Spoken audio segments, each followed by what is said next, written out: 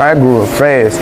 That's why I'm so numb to everything now. That's why I'm so don't care-ish about everything. I ain't too quick to move and jump on everything I see because I've probably already done it or already got some type of experience from it. Like, you know what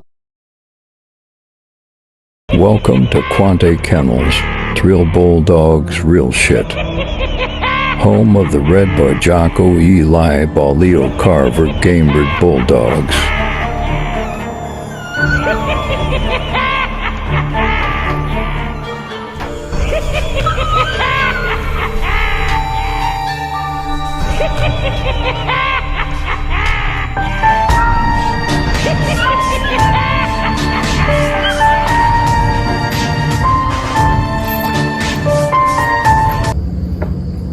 Okay, we're gonna start this off by saying this is my story and how I got into the dogs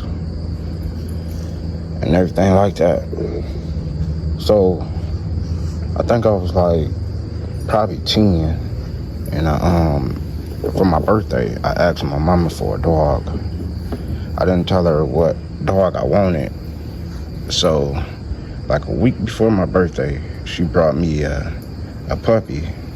It was like 4 weeks old. The owner didn't want it because he was breeding Rottweilers. And a child got into his yard. So the puppy my mama brought me was a child mixed with a rock. And she told me, this is your responsibility and this is your way to prove to me that you can raise a puppy. So I didn't care. So what I was doing, I was taking bottles back to the store to get dog food. I was getting a 12-pack soft dog food, and I was getting 2 gallons of milk, and I was feeding the puppy that. So as the puppy got older, it turned into a dog, and I proved that I could own a dog. Fast forward to, I was about like, say 12. I still had the dog. The dog got so big that it was dragging me down the street every time it broke off the chain. And eventually, the dog pound got it. And my next birthday, my dad had came over. And he was like, I heard about the dog and all that. And he took me to his house and he showed me his dogs. And he had American Pit Bull Terriers. After that, I had started getting dogs from close family members. And I had like 2 or 3 pits. And that's what got me into actually stealing dogs. Yeah, you heard me right. I was actually stealing dogs.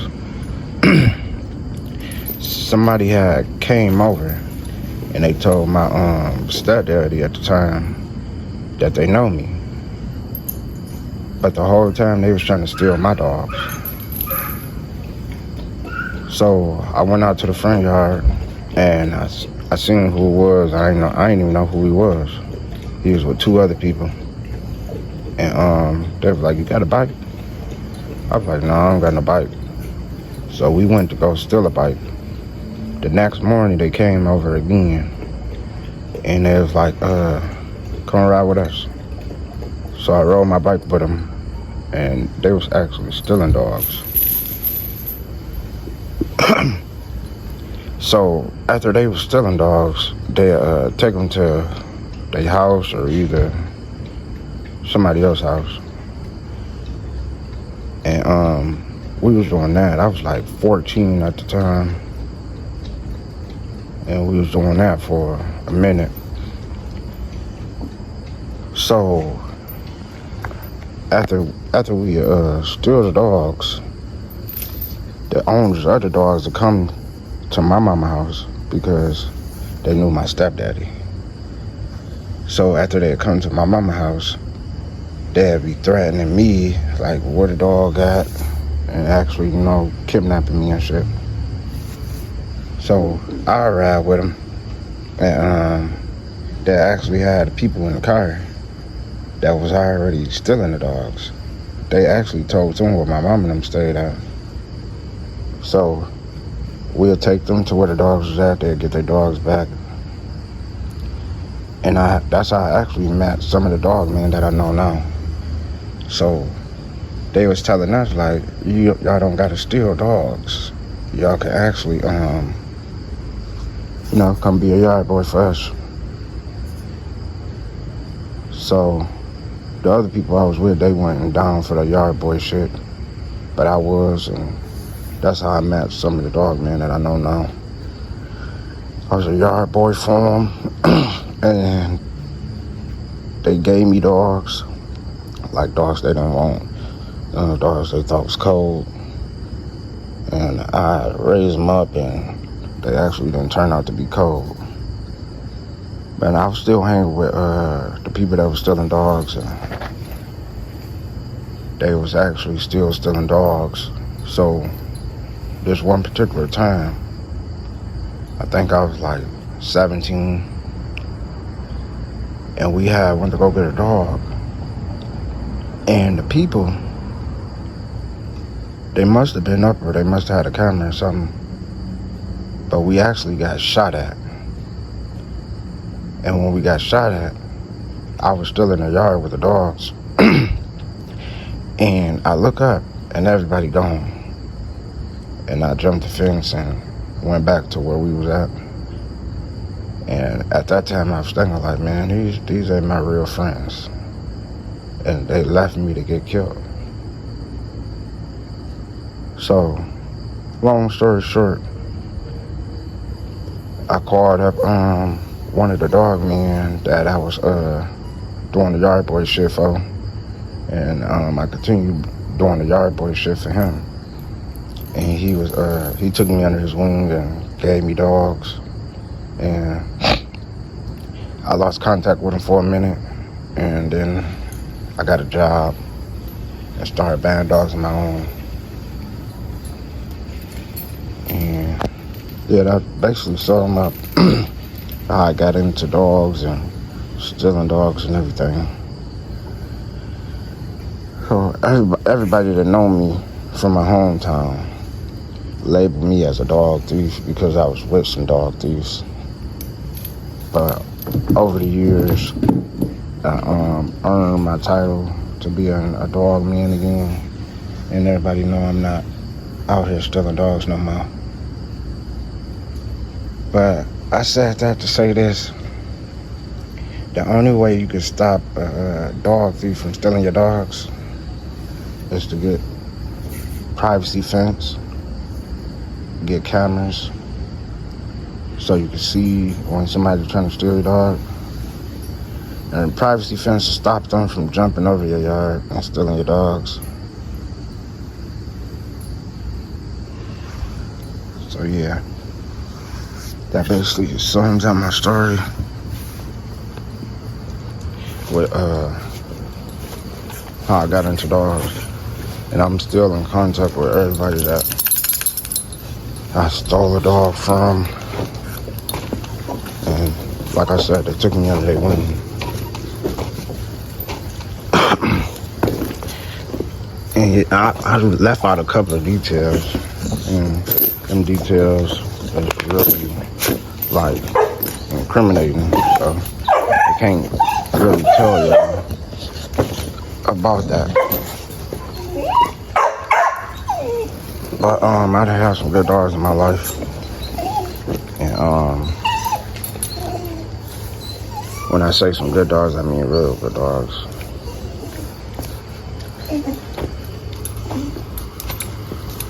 Yeah, this is my story though. Yeah, I used to be a dog thief, but I was a young dog thief. I didn't know what the fuck I was doing and how I was gonna be labeled. But yeah, I almost died stealing dogs. It ain't funny, but yeah. Every dog man gotta story to tell, and this is my story.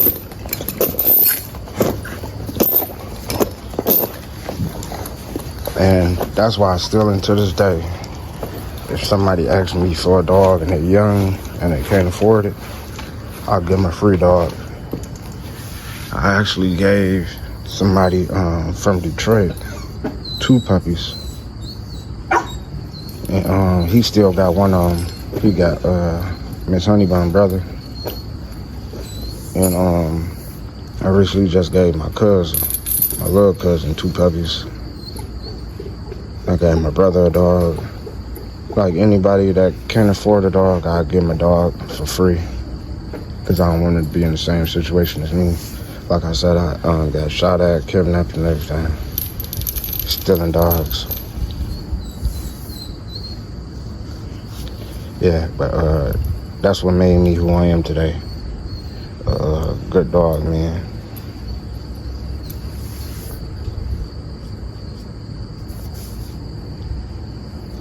So yeah, this about to wrap up my story.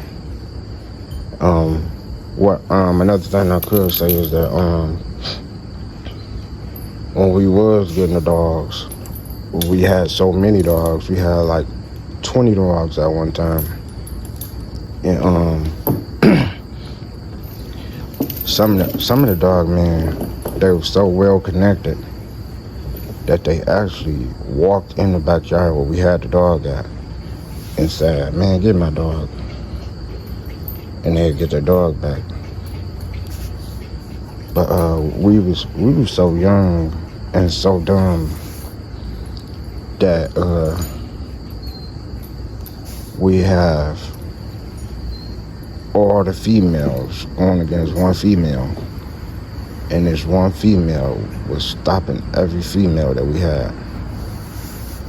And we had a male, his name was Bruno. He wasn't actually a stolen dog. A close family member gave me him. He actually stopped all the males. We bred them 2 together and had a litter of puppies. And all of them was fire. And they was actually stopping all the grown dogs at like 6 months. But like I said, we were so young and dumb, we didn't know what we had.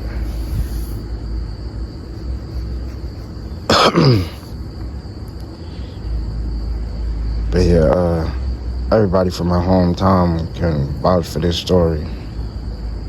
We made the news and everything. We made the news, but we didn't make the news. They never found out who did it, but we had dogs in a vacant, it's like an old, I don't want to say the name, but it was an old building. And it was acres of land. And coyotes was eating some of the dogs. And it was one dog that didn't get ate by coyotes. It was actually killing the coyotes. We went back to get that dog, and we walked it. As we walking it back to the house, the dude stopped us and told us to get in the van. And he was like, "Man, what happened to my motherfucker dog?" When you say nothing, he put a gun to our head and shit. And he was like, "Nigga, y'all little niggas better not come back in my yard and touch shit else." So that was the end of that story. But after that, I got older and I was still fucking with the yard boy shit. I ended up meeting him again, the dude that kidnapped us. I met him at a show and he was about to kill me again.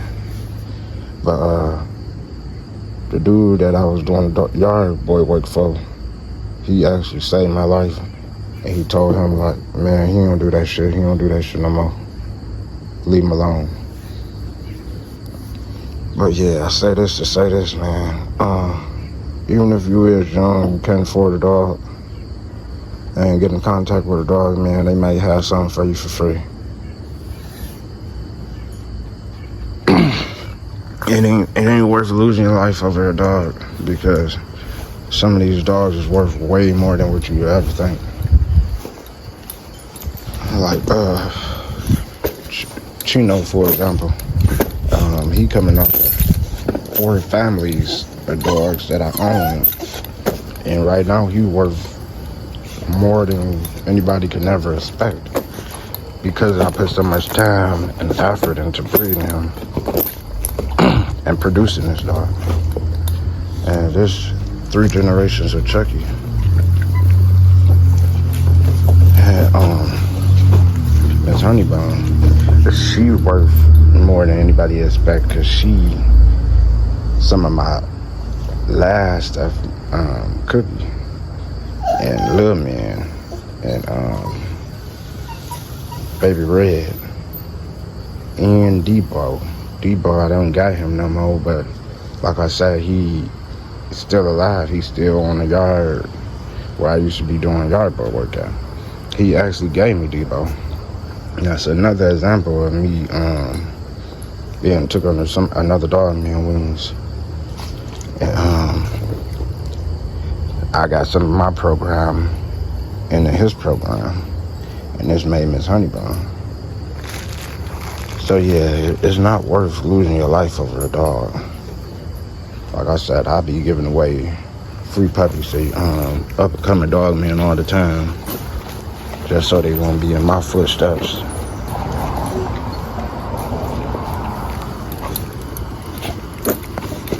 And come here. This actually Miss Honeybone half sister, Baby Red, back to Chucky. They all these dogs right here is related. He got some Baby Red in them coming through his mama.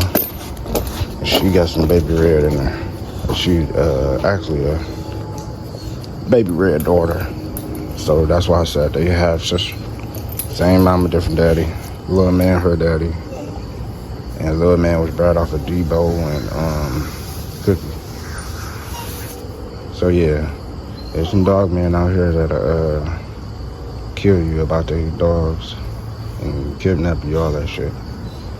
Like I said, this all true stories, no fabrication. This shit actually happened.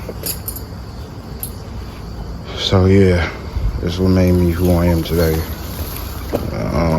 Motherfucker dog man that I appreciate the grind, the hustle, come behind dog.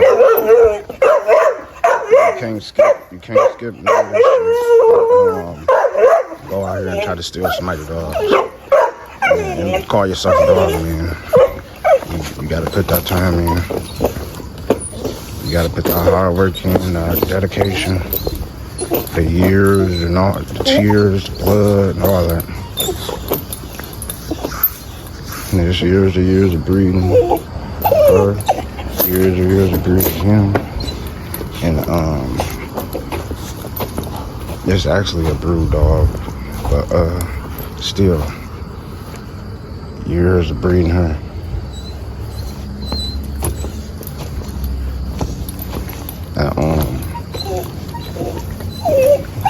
And I bought him from another dog man.